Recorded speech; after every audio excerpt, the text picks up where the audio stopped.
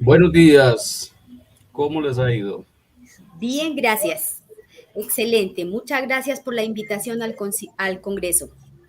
No, muchas gracias a ustedes por haber aceptado y por estarnos acompañando en, en este segundo día del Congreso y por dejarnos conocer los trabajos o las investigaciones que ustedes vienen realizando.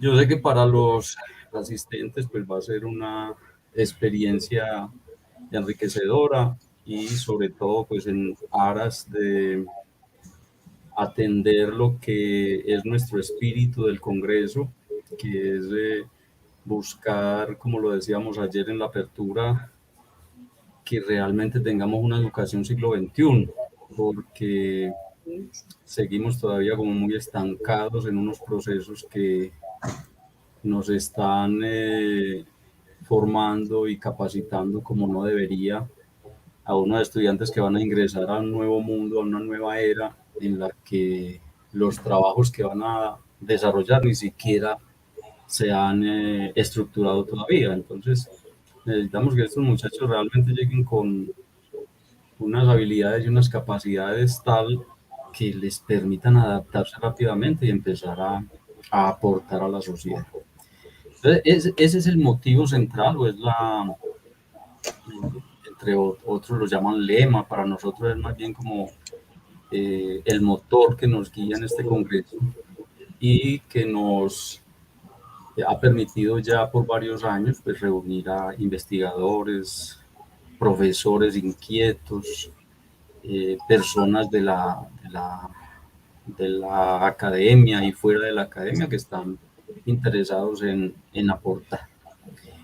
Permítanme entonces, yo hago la presentación y damos inicio entonces a la segunda conferencia. Entonces, vamos a poner el PowerPoint. Sí, vamos subiendo esa parte.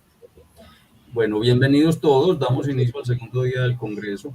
Nuevamente agradecemos su presencia y acompañamiento y le reiteramos el respeto por las normas y políticas de asistencia y participación a través de la virtualidad. Asistiremos ahora a la presentación de la segunda conferencia central del Congreso, la cual estará a cargo de Bernarda Elisa Pupiales Rueda y Pablo Álvarez Domínguez. Elisa es licenciada en Ciencias Humanas, especialista en Pedagogía de la Creatividad, magíster en Formación Permanente, doctora en Formación Inicial y Permanente e Innovación Educativa, con postdoctorado en Formación del Profesorado de Educación Superior.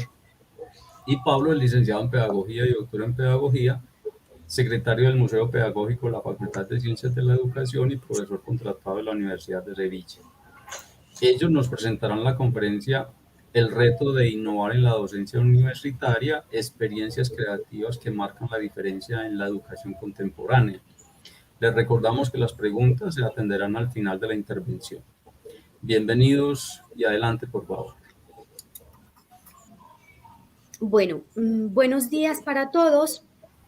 Agradecemos la invitación que nos hace el Congreso Latinoamericano de Educación para poder compartir con ustedes nuestros hallazgos y también incertidumbres y retos que tenemos aún por descubrir respuestas. Entonces, ya se mira la presentación. Ahí se está observando, sí. Ya, de acuerdo. Entonces, mi nombre es Bernarda Elisa Pupiales Rueda. Yo trabajo como docente de planta en la Universidad del Tolima. Disculpa, un momentito, Elisa. Si le das a habilitar macros y le das a F5, se podrá ver la pantalla completa, que ahora mismo estábamos bien. Ahí, perfecto. Muy bien. Perfecto. Vale. Anterior. Ok, gracias. Gracias, Pablo. Vale. Entonces, es el reto de innovar en la docencia universitaria, experiencias creativas que marcan la diferencia en la educación contemporánea. Entonces, ¿de dónde proviene el término de innovación? Joseph Alois Schumpeter, economista estadounidense, lo propuso primero a la necesidad de la mejora de la empresa. Entonces, innovar es un proceso en el cual se introducen novedades, se modifican elementos ya existentes con el fin de mejorarlos.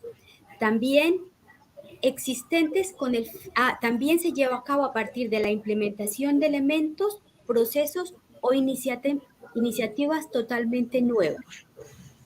Se puede innovar en 3 aspectos, que son en el proceso, a partir de nuevas experiencias, de pedagogías alternativas y también de formas de agrupamiento de los estudiantes, entre otros. Y también desde los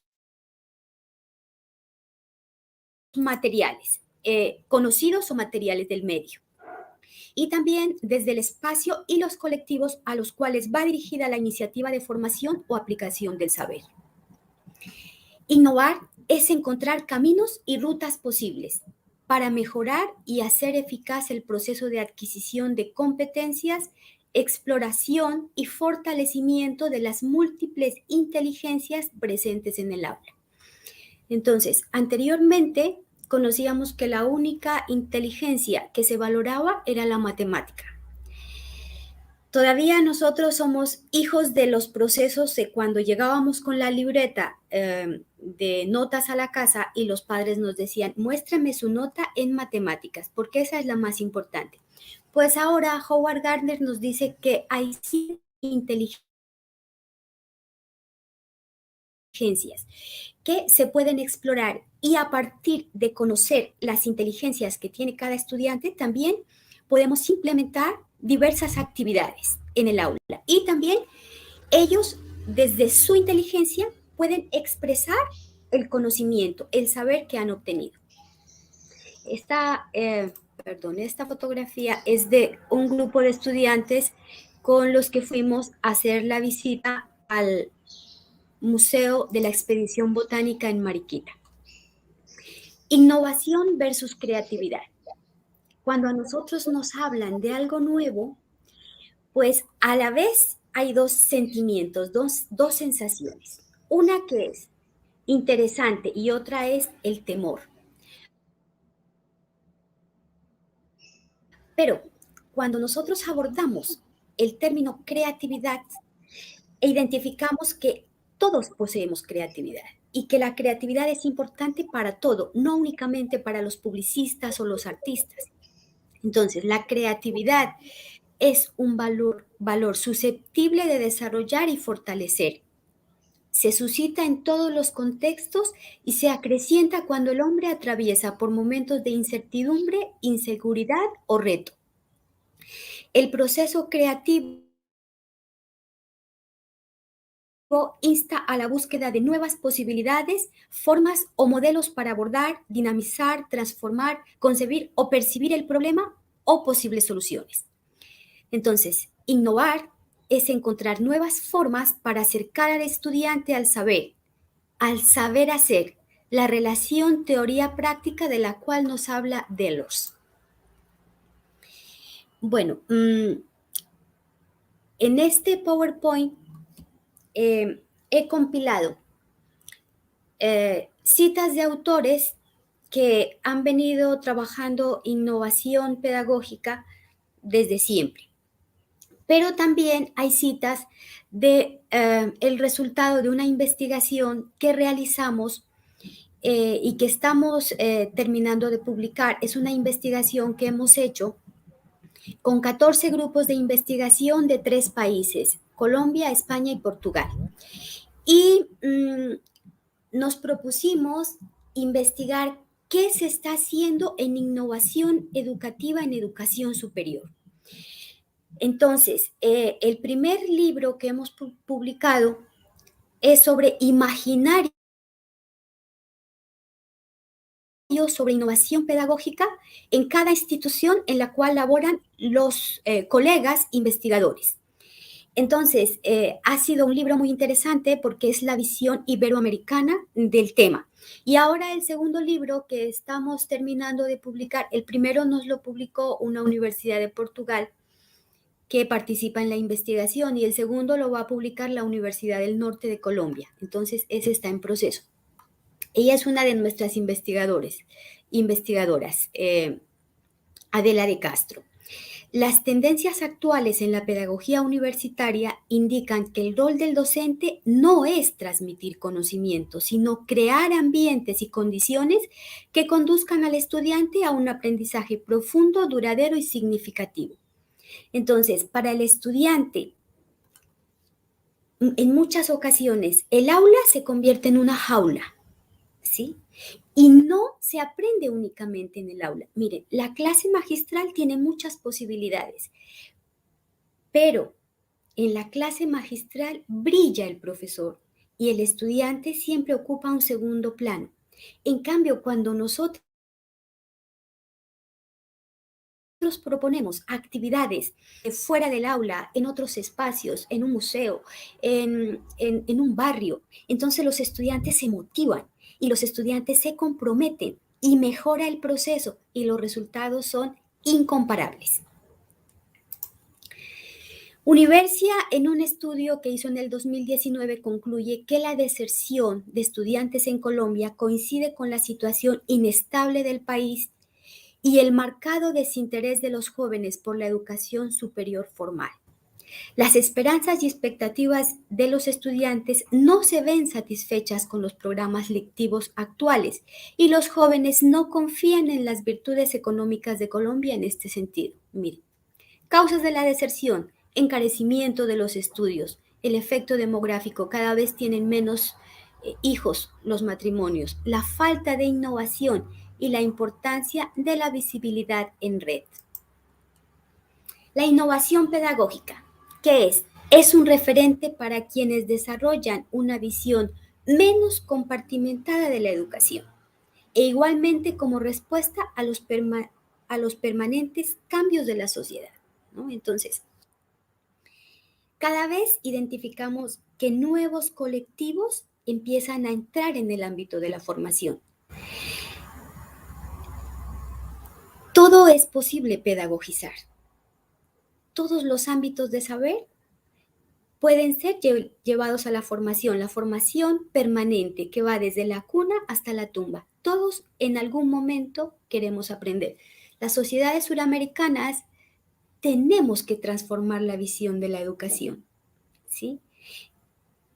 Tenemos que mirar un futuro desde la educación y desde el desarrollo de habilidades para esos colectivos que nunca han tenido esa posibilidad. Zabalza Veraza dice: innovar es introducir variaciones de estrategias de enseñanza, aprendizaje o metodológicas como resultado de procesos de evaluación y de ajuste de lo que se estaba enseñando en las aulas. Entonces, miren, cada uno tiene una perspectiva, una esencia que lo hace ser un profesor diferente al otro. Pero cuando nosotros iniciamos el camino de la innovación, mira, se rompen esquemas. Usted mira a sus estudiantes desde otra perspectiva y empieza a valorar todo aquello que ellos empiezan a desarrollar y a fortalecer. Y para usted también ellos lo miran desde otra perspectiva. Entonces, su clase es interesante, usted es el profesor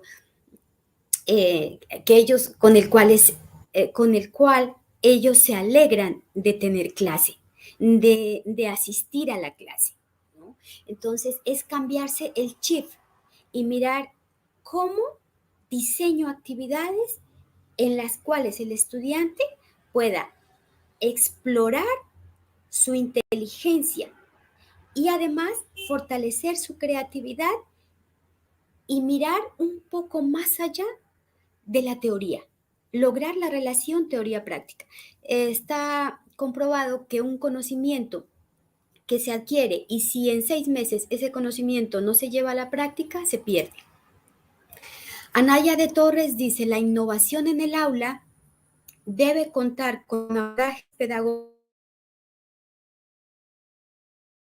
tales como el aprendizaje significativo, el aprendizaje colaborativo, la utilización de modelos de desarrollo conceptual Y esta define el acto educativo desde la formación del estudiante, no desde los contenidos de aprendizaje. La reflexión sobre las vivencias directas para lograr cambio en las estructuras mentales y actitudinales de los estudiantes, estrategias de aprendizaje a partir del error y de los preconceptos de los estudiantes. Entre las experiencias, estas son conclusiones de la investigación, de la última, ¿no? Que ya es sobre experiencias de innovación en cada institución. Entre las experiencias que mayormente se utilizan se encuentran el estudio de caso, el trabajo entre pares y en equipos, el trabajo por proyectos, el aprendizaje a través de la búsqueda de solución a problemas reales, la utilización de TIC, el método de preguntas y la utilización del arte como medio para fortalecer competencias ciudadanas transversales. Santos y Ramírez dicen, innovar tiene que ver con cambiar y mejorar. Innovar, de Zabalza. No es solo hacer la práctica distinta, sino que ésta debe ser mejor en calidad y en proceso de enseñanza-aprendizaje. Aquí tenemos a nuestra Frida, que fue una mujer transgresora. Ella abordó la expresión de sus sentimientos a través del arte y lo hizo de tal manera que su obra es una fotografía de su vida, ¿no? Ella rompió esquemas. Fue una mujer libre pensadora y además una pedagoga del arte y una pedagoga de la expresión de las emociones, ¿no? Hay saberes transversales y los mirábamos en alguna parte de esta investigación. Tenemos que en el aula abordar saberes transversales, ¿sí? Esos saberes que deben estar en todos los seres humanos y en todos los ámbitos del saber. La paz, la construcción de una paz duradera a través de la justicia social, el desarrollo sostenible, la interculturalidad, la inteligencia emocional, el desarrollo de la creatividad, entre otros. En las conclusiones, la innovación en la educación superior tiene que ver con la transformación de las prácticas repetitivas y transmisionistas por iniciativas que conllevan a la participación del estudiante en la construcción del conocimiento, la mejora del nivel de consecución de objetivos y por ende del rendimiento académico. Dicha participación es posible a través de la utilización de las TIC, de la inclusión de nuevos materiales y de la implementación de procesos orientados a formar a nuevos colectivos. La innovación pedagógica se produce a partir de la utilización de escenarios educativos no convencionales, logrando identificar nuevos espacios e iniciativas en los cuales se lleva a cabo la relación teoría-práctica del saber. Barroso es un colega de una universidad portuguesa. Entonces, él nos dice, las TIC, ahora que estamos en la formación virtual, que hemos tenido que echar mano de las TIC, dice, logra que se centre el estudiante en el proceso de enseñanza-aprendizaje y que se materialice en una mayor participación de los alumnos en la producción de conocimiento, adquisición de habilidades y su aplicación en situaciones prácticas, enseñanza bidireccional con los métodos de motivación aula invertida. Y fomentando nuevas dinámicas de interacción profesor-alumno, el estudiante como investigador, agente activo de construcción del conocimiento. Además de fortalecer en el estudiante el deseo de descubrir y aprender haciendo, creando productos, servicios o iniciativas que sean útiles para las empresas o la sociedad en general. Además, dice, el desarrollo de estrategias que consideren los diferentes perfiles de aprendizaje, el desarrollo de la creatividad y el pensamiento crítico permiten a los estudiantes crear conjuntamente materiales de aprendizaje, fomentar situaciones de aprendizaje a través de juego de roles o simulaciones de contextos empresariales prácticos, intervención en grupos en la comunidad y también en instituciones, visitas de estudio a contextos reales de práctica profesional, gamificación o pedagogía de resolución de problemas. Entonces, hasta ahí mi parte, esta ha sido la parte teórica de cómo innovar, cuáles son los elementos y quiénes innovan. A ver, ¿quiénes innovan? Innovan los profesores que realmente están comprometidos con la labor de recuperar el ámbito de la educación como un espacio motivador para quienes acceden a él. En alguna ocasión yo hablaba con un colega de matemáticas y le preguntaba, entonces usted está en el ámbito de la innovación, ¿cómo es su innovación? Y me decía, mire, como somos profesores de la universidad pública, muchos de nuestros estudiantes no van a tener acceso a un posgrado, a una maestría o a una especialización. Entonces, yo les llevo al aula verdaderos postres. Yo no les llevo temas que pueden ser sinónimo de comida basura, sino postres, temas interesantes, porque mire, en todos los ámbitos hay temas interesantes que envuelven al estudiante para que desarrolle y fortalezca todo tipo de habilidades y competencias, ¿sí? Pero ahí está el dilema, querer ser ese profesor transformador, ¿sí? Intentar transformar esa pedagogía para que los estudiantes, aparte de estar motivados por lo que hacen, logren conocimientos para ser mejores profesionales y mejores personas, ¿sí? Esto como un espacio, la educación como un espacio para la formación integral. La investigación que nosotros hemos desarrollado ha sido un reto. Primero, porque yo del grupo de investigación conozco a 2 docentes. Los demás, todos fueron invitados, los fuimos invitando y quisieron hacer parte de la red de investigación. Nos propusimos en el primer libro identificar el imaginario sobre innovación pedagógica que tienen los docentes de universidad.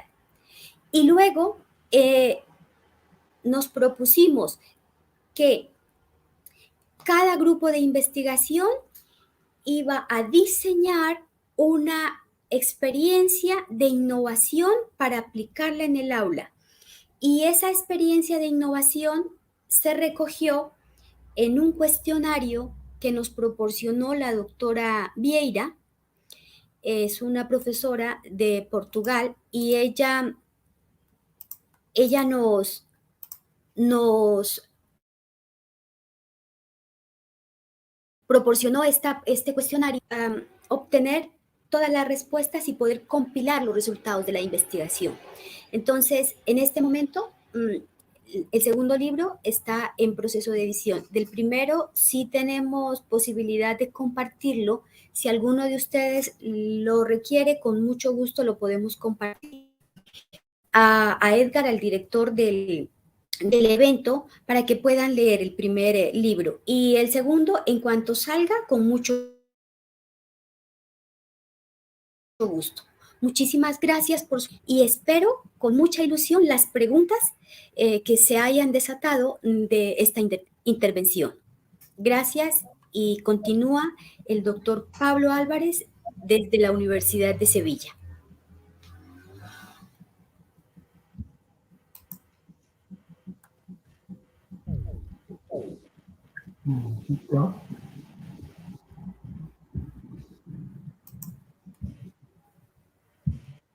Pablo. Sí, voy a intentar compartir yo, ¿vale? Para poder ir pasando la diapositiva. Ay, ya, tú ya continúas.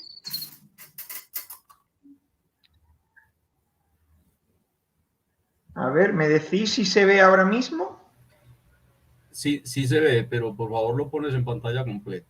Lo ponemos en pantalla completa, exactamente. A ver, avíseme si pasa la diapositiva. ¿Está pasando? No, sigue, no se ve todavía pantalla completa. No, pues yo sí que lo tengo en pantalla completa. Es que esto es un problema que cuando lo pongo en pantalla completa, la transición de diapositiva no se ve. Ahora mismo no está pasando, ¿verdad? No, todavía no, se No, sigue pues viendo. no lo sé dónde está el problema porque en alguna ocasión me ha ocurrido que intento pasarlo, pero es que no se ve. Entonces, bueno, sintiéndolo mucho, creo que voy a tener que pasarla así, porque no se me ocurre otra manera. No, no hay problema, adelante. No lo sé, porque el problema es que si la pongo en pantalla completa, no se da la transición de imágenes. Entonces, me disculpáis, pero ya me había pasado en otra ocasión con esta plataforma también. No sé dónde debe estar el problema, quizás en alguna configuración, pero la desconozco. En cualquier caso, ahora mismo si hago así, se ve la transición, ¿verdad? Sí, sí, ahí se ve, adelante. De acuerdo. Bueno, pues creo que mejor esto a que no podamos pasar. Bien, bueno, en la misma línea que la profesora Elisa Pupiá, les agradecía a Edgar como director del evento la invitación. Yo también la agradezco y bueno, en la misma línea también le agradezco a Elisa, ¿no? Que quisiera también pues, hacerme esta propuesta para hacer una conferencia compartida, en este caso, pues por dos profesores unidos por vínculos personales y aunque sea en este caso pues alejado en distancia, pues, que nos encontramos en países distintos, ¿no? Pero yo creo que también la docencia universitaria, el enriquecimiento de la docencia universitaria tiene mucho que ver precisamente con ese deseo de internacionalizar las experiencias que desarrollamos cada uno desde nuestros propios ámbitos. Bien, en este sentido y al hilo de lo que ha comentado Elisa, que creo que ha servido como marco teórico pues, para justificar o contrastar el sentido que tiene desarrollar en universidades experiencias creativas que de alguna forma no pasan desapercibidas ni para el docente ni para el alumnado. El objetivo en este caso tiene que ver pues, con el diseño de experiencias innovadoras que terminen traspasando, en este caso, pues la vida del alumnado. Bien, me vais a permitir hacer una reflexión inicial en este sentido antes de compartir la experiencia para dar sentido a esas reflexiones que Elisa compartía con ustedes. Y es que realmente a veces tengo la sensación de que no terminamos de ser conscientes de que nos encontramos inmersos en universidades aún planificadas, diseñadas y construidas conforme a los parámetros del siglo XIX, con bancas lineales, con un escenario en donde el profesor se convierte, en este caso, en un instructor de contenidos y se cree que tiene la verdad en sus manos sin posibilidad de que el alumno se convierta en protagonista en el marco de ese aula. Como digo, universidades del siglo XIX con profesores que están en ellas y que somos profesores del siglo XX y a veces parece que no nos terminamos de dar cuenta de que en efecto los estudiantes que se encuentran en estas aulas son estudiantes del siglo XXI. Estudiantes que gritan a veces con fuerza y otras veces con bastante cabreo, la palabra aburrido, ¿no? Estoy aburrido y no soy capaz de que esta docencia sea capaz de responder a las necesidades que yo tengo. En este sentido, quizás yo quería compartir con vosotros la necesidad de primero ver la realidad para poder cambiarla. Creo que si no nos percatamos de la realidad que tenemos, si no nos damos cuenta de las limitaciones que esa realidad educativa tiene, realmente no podemos cambiarla. Por eso siempre digo que tenemos que ponernos las gafas de la innovación, las gafas de la creatividad, para analizar el mundo, la universidad, las clases en definitiva, desde una perspectiva mucho más crítica, mucho más constructiva y mucho más creativa. En efecto, siempre digo que mi principal objetivo es convertir el ecosistema del aula ese ecosistema donde los seres humanos, los alumnos, nos reproducimos, crecemos, en definitiva, nos formamos y ampliamos nuestro conocimiento. Pues bien, convertir ese ecosistema del aula en un laboratorio de aprendizaje universitario. Un laboratorio de aprendizaje universitario en el que los estudiantes manipulan, realizan, elaboran y ponen en marcha, en definitiva, las posibilidades que tienen para construir el conocimiento en diálogo con el mundo que les rodea. Pues bien, quizás tengamos que plantearnos ante esta realidad la necesidad de romper para empezar. Ustedes saben que nosotros nos cambiamos de zapato cuando esos zapatos se han roto. Nosotros sustituimos la vajilla cuando la vajilla termina partiéndose a pedazos. Nosotros sustituimos un cristal cuando el cristal ha recibido un golpe y necesita, en este caso, ser cambiado. Incluso a veces nos creemos que rompiendo una margarita, con aquello del me quiere, no me quiere, no me quiere, ¿verdad? Tenemos la posibilidad de crear o de recrear o de repensar un nuevo sueño para nuestra vida. Pues bien, quizás la clave para empezar algo nuevo, para empezar un proyecto innovador, esté o resida precisamente en la necesidad de romper con lo que tradicionalmente hemos estado haciendo, de romper con el encasillamiento o con el encorsetamiento en el que nos encontramos inmersos en nuestra propia vida personal, académica y profesional, para poder emprender, como digo, nuevos proyectos innovadores. Y bien, quizás para ello necesitemos lo que yo denomino ensaladas motivacionales. Ensaladas de esas que no nos aburren, ensaladas de esas que tienen más que una hoja de lechuga, un trozo de tomate y un trozo de cebolla. Quizás necesitemos ensaladas que nos aporten inspiración, pasión, ímpetu, empatía, mucho impulso, excesiva paciencia y, por qué no decirlo, creo que bastante energía. Bien, quizás alimentándonos con menús de este tipo, podemos, de alguna manera, aprender a sacarle punta a nuestra mayor creatividad. Quizás es el momento de salir de nuestra zona de confort, de utilizar la punta del lápiz y a partir de ahí dar rienda suelta a nuestra imaginación. El gran médico don Santiago Ramón y Cajal nos recordaba que efectivamente las ideas duran poco y tenemos que estar trabajando cuando las ideas nos visiten si queremos realmente transformar la realidad, si queremos hacer algo con esas ideas. En definitiva, nuestro es el impulso, nuestras son las ganas y debemos sentir esa necesidad de cambiar las rutinas académicas y docentes de nuestra propia vida. Quizás la clave esté en el educar haciendo, en el famoso learning by doing de John Dewey, ¿verdad? Ese pedagogo estadounidense. Yo cada vez tengo más claro que un buen docente lo es en realidad en función de lo que hace, no solo en función de lo que sabe. Por eso, quizás la práctica dé sentido a esa teoría a la que con anterioridad la profesora Elisa se ha referido haciendo uso de la palabra. Pues bien, yo creo que los estudiantes en la universidad actual necesitan encontrar relaciones entre varias cuestiones. Por un lado, entre lo que aprenden y por otro lado, con el mundo que les rodea. Ese mundo en el que se encuentra inmerso, ese mundo al que de alguna forma los estudiantes van a tener que darle respuesta con la adquisición de determinados conocimientos y competencias que van a ir adquiriendo a lo largo de su vida en la universidad.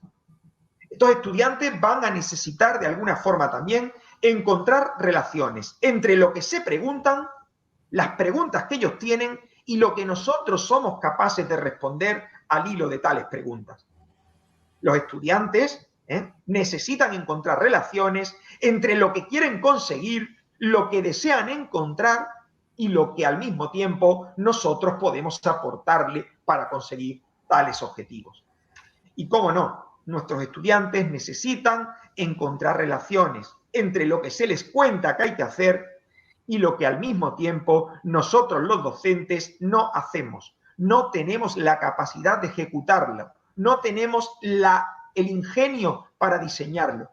Por tanto, a veces entramos en excesivas contradicciones que terminan repercutiendo negativamente en el desarrollo potencial educativo de nuestros egresados universitarios. Pues bien, al hilo de todas estas reflexiones, como diría el poeta español Antonio Machado, al andar se hace camino y se hace camino al andar. Yo soy profesor de Teoría e Historia de la Educación y yo le planteo a mis alumnos al principio del curso un viaje por la historia de la escuela, un viaje por la historia de la educación contemporánea, un viaje en el que nos vamos a parar a conocer a grandes personajes de la historia de la pedagogía y que nos van a dar importantes lecciones, sobre todo para interiorizar de qué manera ese constructo pedagógico podemos ponerlo al servicio de la universidad. Siempre digo que un viaje es un aprendizaje, viajar es aprender y un viaje no es más que una puerta abierta al conocimiento. Por eso esta metáfora me sirve especialmente para invitar a mis estudiantes a realizar un viaje por la contemporaneidad de la educación. Les invito, ni más ni menos, que a mirar el pasado de la educación desde el presente. Solamente mirando al pasado podremos entender nuestro presente para así participar activamente en la proyección de nuestro futuro. Y bien, yo les planteo una receta, les administro una receta. Esa receta es la receta de la pedagogía de los 5 sentidos más 1. Y yo siempre les digo que para los proyectos que emprendamos, bien en nuestra vida académica o bien en nuestra vida profesional en un futuro, necesitamos unos ojos inteligentes que aprendan a mirar, unos oídos abiertos que sepan escuchar a todo aquello que tiene lugar en el ecosistema del aula, unas manos curiosas y delicadas que manipulen, que elaboren, que construyan el conocimiento, un olfato hábil que aprenda a oler todo lo que ocurre a nuestro alrededor, un gusto que se deje llevar por una pedagogía de lo estético, de lo artístico, una pedagogía, en definitiva, de la interpretación más artística de nuestra vida. Y sobre todo, un corazón tierno, una pedagogía de la ternura en la que nos acerquemos a nuestros estudiantes a través de esas emociones a las que también Elisa hacía referencia con anterioridad. Pues bien, ¿qué necesitamos para viajar? Esa es la pregunta que yo le hago a mis estudiantes. Y para viajar, básicamente necesitamos, por un lado, motivación y ganas. Por otro lado, ilusión por el trabajo en equipo, por el trabajo colaborativo, por el trabajo cooperativo, constructivo. Necesitamos elegir el medio de transporte que vamos a utilizar para hacer este viaje y necesitamos, sobre todo, un equipaje y una maleta para guardar todo lo aprendido. Yo les invito a mis alumnos a elegir medio de transporte. Unos eligen la bicicleta porque creen que pueden ir disfrutando mejor del camino, otros eligen el globo porque le parece un medio de transporte mucho más original, pues para aprender cosas nuevas, otros eligen una tabla de windsurf porque entienden que le gusta el reto, que le gusta, en definitiva, hacer cosas nuevas y ese medio de transporte le va a ayudar a poder emprender nuevos caminos, etcétera, etcétera. Pues bien, realizado este ejercicio, la pregunta es la siguiente. ¿Estamos preparados? Siempre digo que tenemos que tener una actitud asertiva hacia el aprendizaje. Si nuestros alumnos no fomentan, o entre ellos no se fomentan esas actitudes, nosotros previamente al trabajo con la innovación y la creatividad tenemos que animarlos, impulsarlos, invitarlos. En definitiva, despertar la curiosidad para que nos puedan guiar en nuestro proceso de enseñanza-aprendizaje. Ahí me veis, a la derecha, subido en este autobús, con un grupo de estudiantes con los que pretendo realmente, con mapa en mano y con brújula para que nos orienten el camino, realizar este viaje por la historia de la educación contemporánea. Y en efecto, en nuestro viaje se van a convertir en absolutas protagonistas de este proceso las maletas pedagógicas. Estas maletas pedagógicas son recursos que mis estudiantes utilizan en el aula universitaria. Mis estudiantes son del grado en educación infantil, o sea, son estudiantes que estudian, en este caso, historia de la educación contemporánea, con el propósito de poder aplicar ese pensamiento pedagógico contemporáneo al aula de educación infantil. Pues bien, dicho esto, les invito a tomar conciencia de lo importante que es la pedagogía de las manos para el desarrollo de los procesos de enseñanza-aprendizaje que tienen lugar, en este caso, en mi aula. Yo entiendo que el conocimiento que se construye con las manos es un conocimiento que no se olvida. Y, en efecto, tengo una credibilidad absoluta en que mis estudiantes son capaces de interiorizar teorías, pensamientos, máximas pedagógicas cuando son capaces de, con las recetas que yo le doy, elaborar o manipular, en definitiva, una serie de materiales para construir un determinado objeto explicativo de esas teorías pedagógicas a las que me estoy refiriendo. Claro, esta práctica pedagógica de la maleta pedagógica es una práctica que yo ya he descrito en diferentes artículos. ¿Estáis interesados en este caso en profundizar en torno a esta metodología? Me podéis escribir al final un mail y yo os puedo compartir alguna publicación al respecto.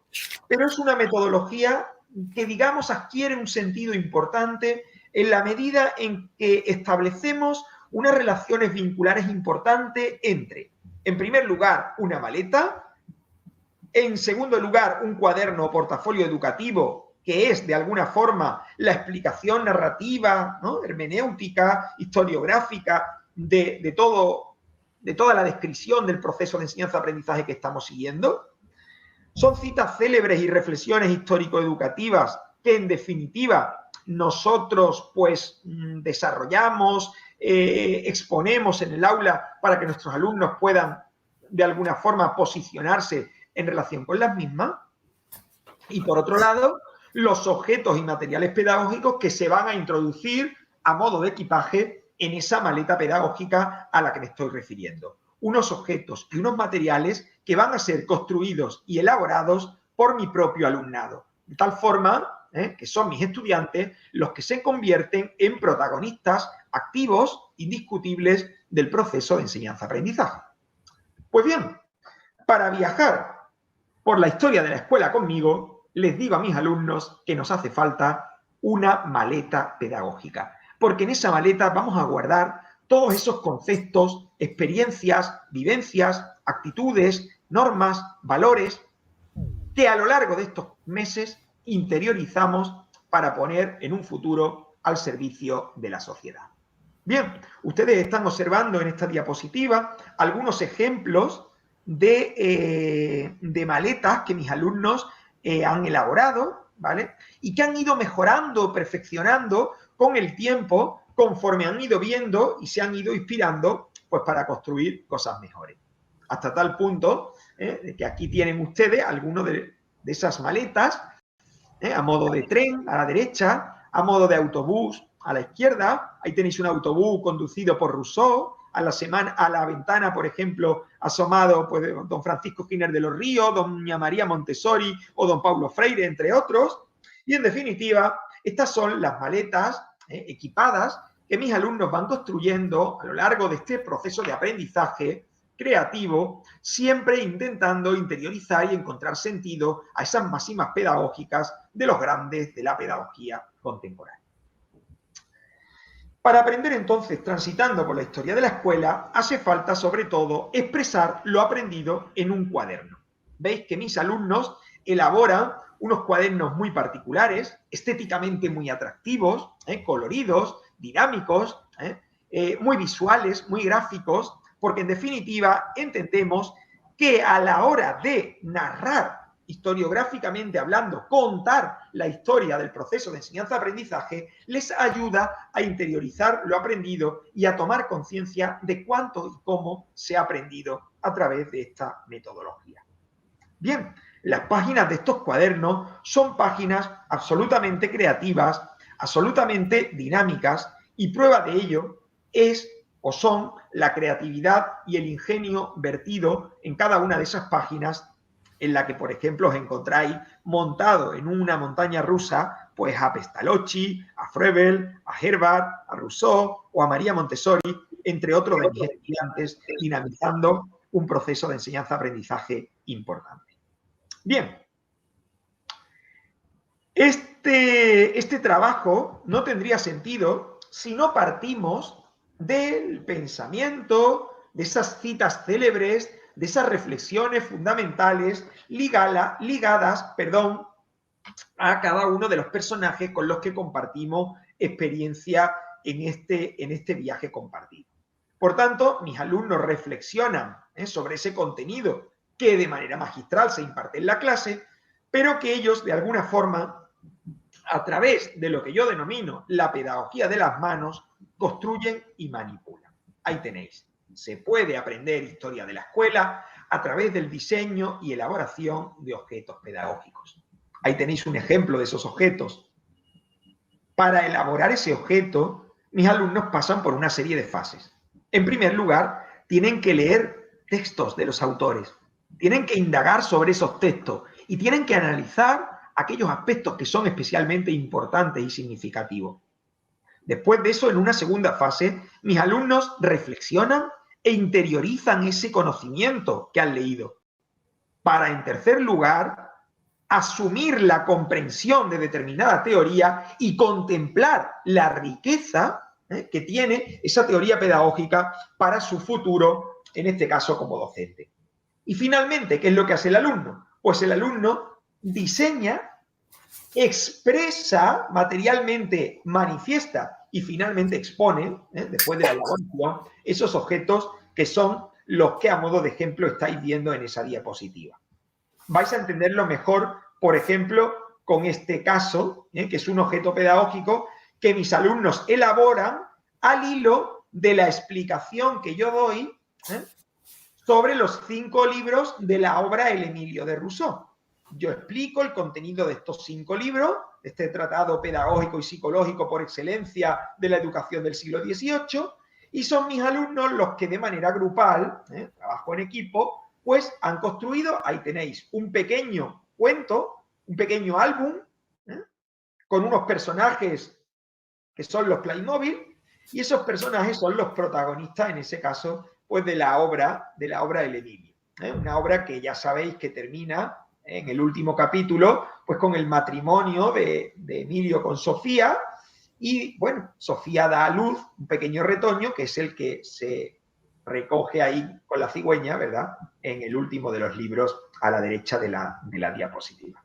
Bien, precisamente son viajes muy ricos porque nos paramos a conocer a personajes importantes, a personajes que tienen mucho que enseñarnos, pero a personajes que a veces no sabemos cómo preguntarle. Por tanto, con nuestra metodología lo que hacemos es suscitar intereses para que nuestros estudiantes intenten preguntar sobre aquello que les interesa en relación con las teorías. Por eso, se puede aprender historia de la escuela trabajando colaborativamente, cooperativamente y en equipo. Ahí tienen una muestra. Mis alumnos no pensaban que iban a ser capaces de aprender historia de la educación de esta manera. Mis alumnos pensaban que un profesor viejo de historia de la educación con barba blanca iba a llegar a dictarle unos apuntes que él tenía de alguna forma especificado en un folio amarillento por el paso del tiempo. Bien, pues se puede aprender historia de la escuela también propiciando encuentros con el pasado, con ese pasado de la educación, con esos objetos de la escuela del ayer que no tienen voz, pero que hablan a través de una didáctica de la pregunta. Una didáctica que nosotros, de alguna forma, tenemos que aprender a implementar. Aprender a preguntar a los objetos que no tienen voz, pero objetos que nos hablan, si nosotros somos capaces de preguntarle. Y claro, yo creo que se puede aprender historia de la escuela a través del teatro y a través de la representación. Mis alumnos, en una fase final, realizarán una representación teatral para exponer a todos sus compañeros todo lo que ha aprendido a lo largo y ancho de este proceso de enseñanza-aprendizaje. Se puede aprender además historia de la escuela compartiendo lo aprendido con sus abuelos, con sus familiares, que son invitados al aula, para que puedan valorar y aplaudir el trabajo que sus nietos o sus hijos han realizado en el marco de esta asignatura. Se puede aprender historia de la escuela dialogando con las fotografías escolares del pasado, recreando estampas histórico-educativas. Ahí tenéis un ejemplo de fotos antiguas y cómo mis alumnos en el presente las recrean, las llenan de vida, se ponen en el lugar de esos personajes, algo que me parece especialmente importante. Claro, esto nos lleva básicamente a tomar conciencia de que las emociones son especialmente importantes y trascendentales en el desarrollo de este proceso de enseñanza-aprendizaje. Se puede aprender historia de la escuela sintiendo con los demás. A la escuela, a la universidad, también acudimos para hacer amigos.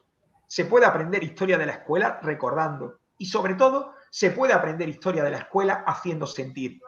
Utilizamos esas emociones, utilizamos la música, utilizamos diferentes estrategias que en definitiva, testimonios también orales, que en definitiva nos despiertan las múltiples emociones que los seres humanos podemos experimentar. Y claro, se puede aprender historia de la escuela reconstruyendo oralmente discursos y teorías. Quizás nuestros alumnos se estén mal acostumbrando a hacer demasiados exámenes tipo test. La A es más correcta que la B y la C son incorrectas, todas las anteriores son correctas y respuestas de ese tipo que a veces no nos ayudan ni a reconstruir discursos ni a replantear el sentido que tienen determinadas teorías pedagógicas para nuestro desarrollo profesional. Y claro, llegamos en este caso al momento de la evaluación. Y yo les digo a mis alumnos que a la evaluación uno no puede temerle, porque se puede aprender historia de la escuela recordando y compartiendo todo lo aprendido mediante representaciones teatrales. Nuestros alumnos defienden su equipaje a través de una representación teatral. Ellos mismos son los que diseñan el guión del teatro con los contenidos de la asignatura. Y conformamos, como ahí veis, un tribunal de iguales, compuesto por 4 alumnos y en el centro el profesor, que son los que evalúan el trabajo que los alumnos hacen. Esa evaluación la hacemos con ayuda de una rúbrica en la que los 5 miembros puntuamos cada uno de los apartados que están en ella. Y al final hacemos la media de esa rúbrica. Se eliminan las puntuaciones dispersas, por arriba o por abajo, para evitar compañerismos, amiguismos o enchufismo. Os puedo asegurar que a veces mis propios estudiantes son más exigentes que yo en la evaluación porque saben y conocen muy bien lo que supone trabajar y enfrentarse a un proceso de enseñanza-aprendizaje como este. Mis alumnos elaboran el trabajo del cuaderno, la representación teatral, los recursos utilizados, los materiales implementados y solo el profesor es el que evalúa la parte conceptual, la parte de contenido, porque se sobreentiende que es el único que tiene esa capacidad para ello. Bien, aquí tienen un ejemplo de estas representaciones teatrales que mis alumnos hacen en el aula, al final de ese cuatrimestre, y representaciones teatrales que se convierten, como digo, sobre todo en obras de teatro de contenido histórico-pedagógico, de contenido histórico-escolar. Ahí veis, por ejemplo, esto es una obra de teatro que representa una peluquería, ¿vale? Ahí veis cómo estas capas negras son las capas que se le ponen a las personas que van a cortarse el pelo a la peluquería y cada una de las capas, por ejemplo... Escúchame, es que se está viendo tu correo, no la presentación. ¿Cómo? Se está viendo ese correo, pero no la presentación. Ya. Disculpen, ya. ¿Ahora? ¿Se está viendo? Sí, ahora sí se está viendo. Muy bien, disculparme. Se ha visto lo anterior también, ¿verdad? Sí, ahí se vio bien.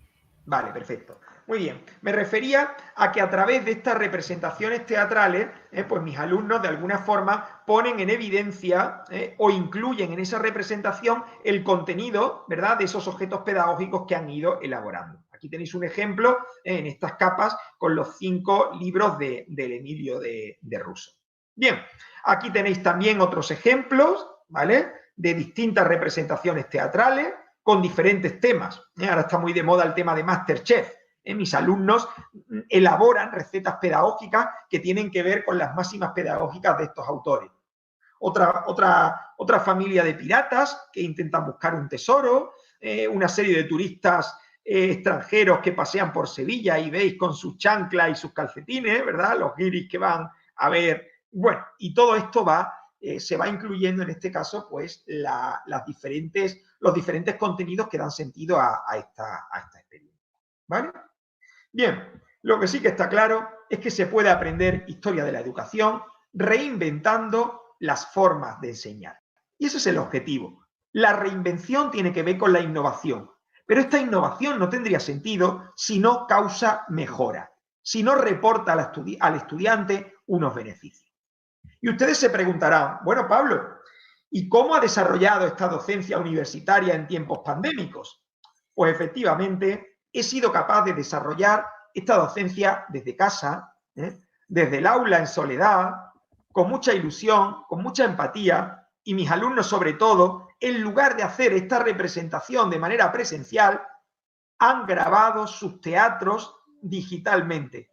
En YouTube, si ponéis en YouTube Corrientes Contemporáneas de la Educación y ponéis Pablo Álvarez Domínguez, os va a salir una serie de vídeos y de representaciones teatrales que son las que mis estudiantes han realizado estos 2 últimos años en tiempos de pandemia. Son obras de teatro que han realizado en sus casas, desde sus habitaciones, en los parques cercanos a sus casas, en los jardines de sus propios edificios, y todo esto ha dado unos resultados como los que estáis viendo. Ahí veis incluso una casa de uno de mis estudiantes convertida, en museo. Ahí estáis viendo. Bien, pues efectivamente esto me lleva a plantear algunas sugerencias finales que me parecen importantes. Quizás debamos valernos no solo del pensamiento, sino también del sentimiento a la hora de educar, a la hora de diseñar el proceso de enseñanza-aprendizaje. La clave no está solo en hacer pensar, sino también en hacer sentir, mirando en este caso al pasado escolar. Por otra parte, es excesivamente importante aprender a fraguar un buen clima emocional en el aula. Quizás sea importante aprender a desarrollar una pedagogía de los afectos. Por otra parte, quizás tengamos también que transmitir y recuperar por encima de todo el sentido de la sabiduría y también de la filosofía, del amor por el saber. Todo ello a través de una pedagogía práctica que tiene que ver con el aprender haciendo, construyendo. Además, quizás debamos tener valentía para ser creativos, para salir de nuestra zona de confort, para huir de los convencionalismos educativos y, sobre todo, para vencer los obstáculos en el desarrollo de estos procesos de enseñanza-aprendizaje.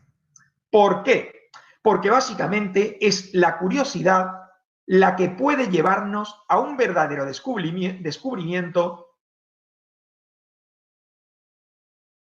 Siempre les digo a mis estudiantes, futuros docentes, tenemos que aprender a convertirnos en artistas en el teatro de la educación. Y claro, es que ustedes lo van a entender muy fácilmente con esta diapositiva. Os cuento un secreto. Los seres humanos tenemos mucho dentro, escondemos mucho dentro.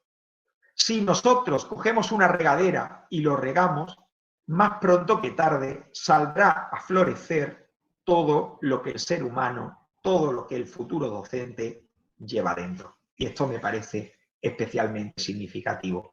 Necesitamos redescubrir esos cuerpos floridos de nuestros estudiantes. Y claro, del proyecto, de la teoría de la que hablaba Elisa a la realidad, hay un camino importante.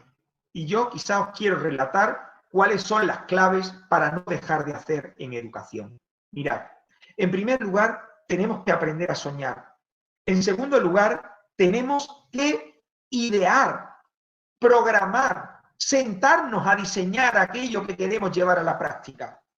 ¿Para qué? Para, en tercer lugar, poder llevarlo a la práctica, hacerlo, experimentarlo, ejecutarlo. Y solo así podremos comprobar los resultados obtenidos para finalmente, en una cuarta fase, transferir los resultados conseguidos a través del uso de esta metodología y celebrar, como digo, celebrar aquello que nos ha reportado buenas experiencias. Muy bien, pues estoy casi llegando al final. Transitar con maletas pedagógicas para aprender historia de la escuela, no sé si es una utopía, si es una posibilidad, si es una locura o si es una realidad. En cualquier caso, creo que ustedes tendrán la capacidad para valorarlo.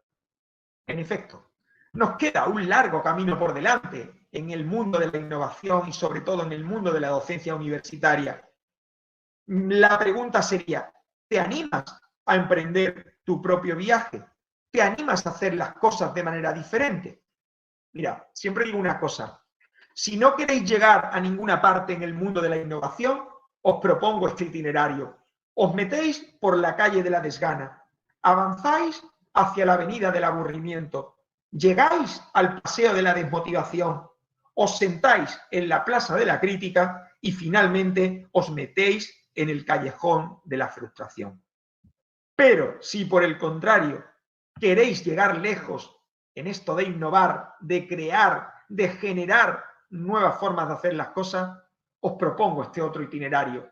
Os metéis por la calle de los retos, avanzáis hacia la avenida del optimismo, os introducís en el bulevar de la innovación, os metéis en el camino de la confianza, dais vueltas por la glorieta de la superación y finalmente reposad y descansad en la travesía del cambio. No merecemos ser docentes títeres movidos por los hilos de la misma historia de siempre. En efecto, yo no pretendo en este momento que os sintáis ni héroes, ni heroínas, ni príncipes, ni princesas. Simplemente auguro disposición para que descubráis esas grandes y bellas cosas que a buen seguro lleváis dentro para ser de alguna forma bienvenidos al mundo y al camino de la innovación. El mundo está falto de locos. Siempre digo que tenemos que aprender a escuchar al niño, al aventurero que llevamos dentro. Aprender de la gente con la gente y junto a la gente. Esa es la clave para innovar mejorando. Quizás debamos aprender a mirar donde otros no miran. No dejen ustedes de viajar continuamente. Lo decía el escritor Jardiel Poncela. Viajar es imprescindible y la sed de viaje un síntoma neto de inteligencia. Muchas gracias. Muchas gracias, Pablo. Le agradecemos a ambos, tanto a Elisa como a Pablo, la presentación de esta parte de la innovación, muy interesante desde la perspectiva en esta unión entre la parte teórica y la parte práctica. Esto más que otra cosa nos genera inquietudes, nos genera buscar más para saber hacia dónde podemos orientar mejor nuestros modelos de enseñanza, pero creo que es un reto que los profesores tenemos en este siglo XXI y que lo debemos afrontar no como que es más trabajo, sino como es en lo que estamos trabajando, y eso nos debe llevar a concluir con procesos de innovación realmente estructurados y que lleven a los estudiantes a un aprendizaje real. Bueno, desafortunadamente por cuestiones de tiempo, pues no vamos a poder atender sino dos o tres preguntas, porque debemos organizar la sala que ahora a las 10 nos esperan los demás ponentes en la sesión de ponencias de la mañana. Por favor, quien vaya a realizar alguna pregunta, levanta la mano para darle la palabra.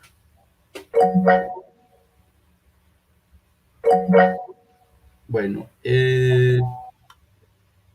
Pablo Álvarez, por favor. Yo no he pedido la pregunta. Yo no he pedido la palabra, perdón. Creo que fui yo que quería hacer una pregunta, Andrés Arenas, quería hacerle la pregunta a Pablo Álvarez, y es la siguiente. ¿Tú consideras que se puede diseñar una maleta digital aprovechando los diversos recursos tecnológicos educativos para aprender historia en la escuela o cualquier tema y a la vez trabajar desde una metodología Flip Classroom? Claro que sí. De hecho, he puesto en evidencia en estos tiempos de pandemia la posibilidad de hacerlo así, porque son muchos estudiantes los que este cuaderno que yo he presentado, lo han presentado, por ejemplo, ellos en lugar de formato papel, en formato digital, a través de un blog, de una página web, ¿no? Incluso con estrategias de gamificación han ido diseñando la propia maleta y han ido introduciendo esos objetos elaborados pues desde otra perspectiva y desde otro planteamiento, ¿no? Yo creo que las tecnologías ya sabemos que son un instrumento que nos prestan un servicio interesante, y sobre todo, bueno, yo creo que esta metodología se presta mucho también a trabajarla de manera invertida, ¿no? Con el Flipped Classroom, etcétera, etcétera, porque de alguna forma también le permite al alumnado pues desarrollar su propia autonomía de cara a desarrollar este proceso de enseñanza-aprendizaje, ¿no? Yo creo que las nuevas tecnologías tienen mucho que aportar en este sentido y bueno, si das un vistazo a los vídeos que hay colgados en las páginas web, yo creo que tendrás oportunidad también de ver cómo algunos grupos han utilizado esos recursos tecnológicos también en algunos casos, ¿vale? Muchas gracias por la pregunta. Gracias a ambos. Él es a la 1, no tengo el nombre.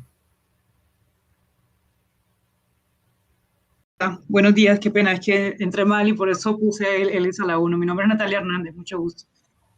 Adelante, por favor. Gracias a los dos por su intervención, realmente fue muy interesante y muy inspiradora sobre todo. Mi consulta es un poco la que había dejado en pantalla, pero ya en principio ahora escuchando al profe Pablo, pues sí me gustaría saber cómo ha sido la recepción por parte de colegas, porque también soy muy de la mano de la innovación, pero siempre encuentro obstáculos, no de mis estudiantes, sino de mis colegas, a veces ni de los jefes, sino de los mismos que se sienten atacados porque estamos haciendo cosas tal vez que están siendo muy atractivas para los estudiantes y comienzan a generarse malos pensamientos alrededor de eso. Entonces, sí me gustaría saber un poco sobre eso. Bien, bueno, la pregunta es muy interesante, Natalia, muchas gracias. Y yo creo que en efecto el hecho de innovar siempre va a suponer un riesgo importantísimo desde diferentes perspectivas. Yo puedo confesarte que entre mis colegas suscita mucho interés mi metodología, ¿vale? Pero ninguno me pregunta directamente qué hago, cómo lo hago, sino que preguntan a mis estudiantes cómo lo hago, ¿vale? Porque saben que tengo éxito en este sentido. Mi experiencia ha sido premiada recientemente en los premios Educabanca. He sido nombrado el tercer mejor docente universitario de España, al hilo de planteamientos docentes innovadores, disruptivos, rompedores.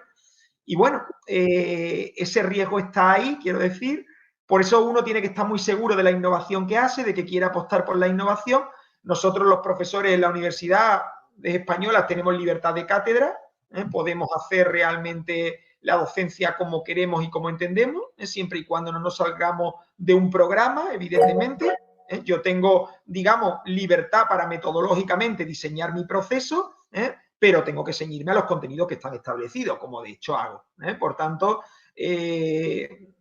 siempre lo nuevo genera inquietud, genera inseguridad y sobre todo, a veces lo que genera es sentirse incompetente para poder hacer lo que el otro hace. Y eso a veces es un poco también degradante, ¿no? No creernos con posibilidades para hacer cosas que otro hace. Bueno, es que no tenemos que hacer cosas que otros hacen. Tenemos que hacer cosas que nosotros podamos hacer, pero desde una perspectiva innovadora, creativa, diferente, disruptiva. Yo creo que ahí está un poco la clave, ¿no? Pero bueno, yo creo que el que innova bien se va ganando a pulso su innovación. Y yo creo que cuando hay pues múltiples publicaciones de capítulos de libros, de artículos de revistas, una centena de conferencias impartidas sobre todo esto, yo creo que ese es el currículum, ¿vale? El que le avala a uno, digamos así, pues para poder seguir y continuar con este trabajo que desarrolla o que realiza. Yo animo siempre a que hagamos innovación y sobre todo a que defendamos aquello en lo que creemos. No podemos esperar a que nos resuelvan diferentes cuestiones que no te va a poder resolver nunca nadie en la vida. Yo creo que la innovación tiene que ver mucho con el deseo personal de cambiar. Si uno no siente ese deseo personal de cambio, de mejora, de salir de nuestra zona de confort, uno no puede contagiarse de ninguna manera de este tipo de prácticas y de experiencias. Gracias, Natalia. A ti, muy amable. Muchas gracias a ambos por este diálogo que nos está alimentando el proceso de conocimiento que teníamos como objetivo de la conferencia. Bueno, ahora para finalizar, desafortunadamente pues no tenemos más tiempo, vamos a escuchar a Jorge Félix. ¿A quién le vas a hacer la pregunta, Jorge?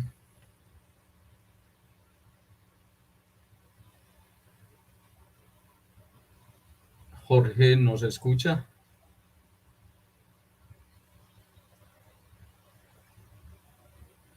Bueno, parece que tenemos inconvenientes con Jorge. En ese caso, pues, muchas gracias a ambos, muchas gracias a todos por la asistencia.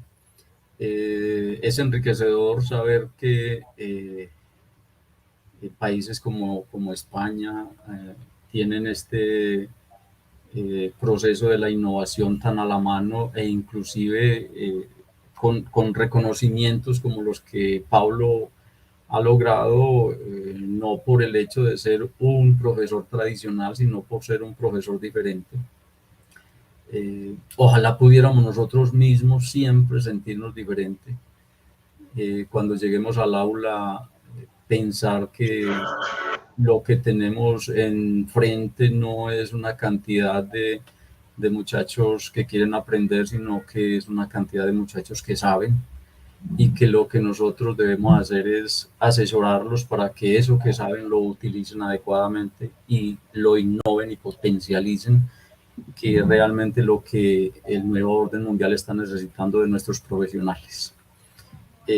Nuevamente un agradecimiento especial pues para Elisa y para Pablo por haber compartido su investigación, su trabajo.